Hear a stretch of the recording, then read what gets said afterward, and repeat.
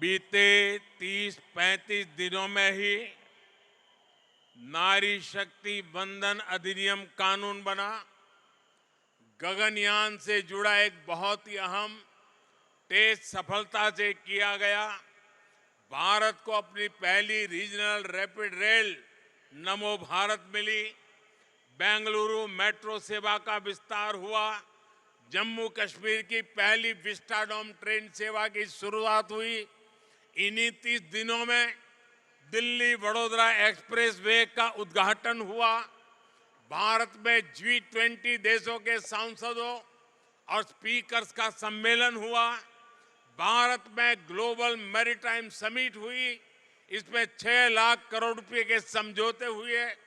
Israel से भारतीयों की वापसी के लिए ऑपरेशन अजय शुरू किया गया।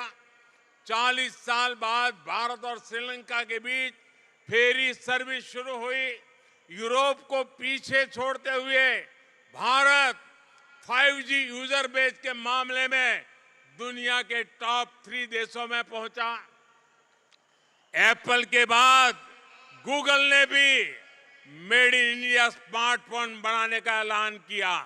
हमारे देश ने अन्न और फल सब्जी उत्पादन का नया रिकॉर्ड बनाया।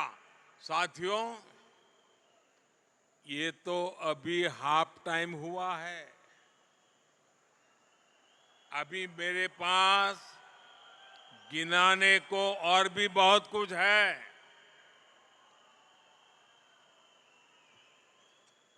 आज ही मैंने महाराष्ट्र में नलवंडे डैम पर भूमि पूजन किया है, जो 50 साल से अटका हुआ था।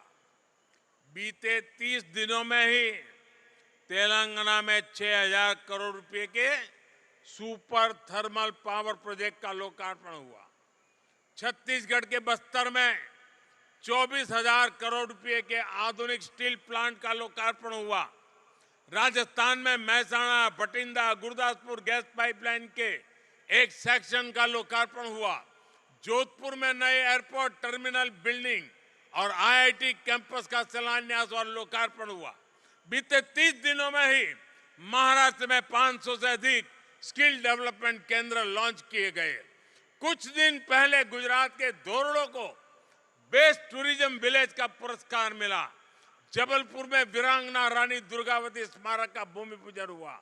हल्दी किसानों के लिए टर्मरिक बोर्ड की घोषणा हुई। तेलंगाना में सेंट्रल ट्राइबल यूनिवर्सिटी को स्वीकृति मिली।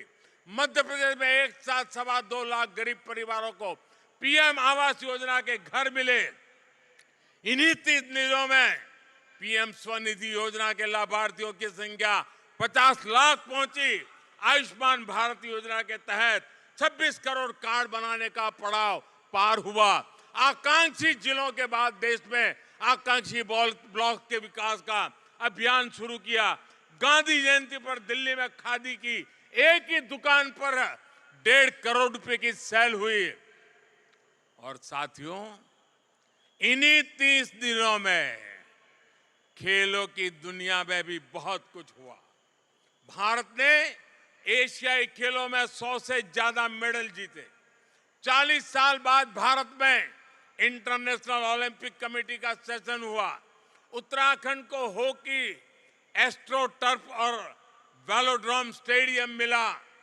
वाराणसी में आधुनिक क्रिकेट स्टेडियम पर काम शुरू हुआ।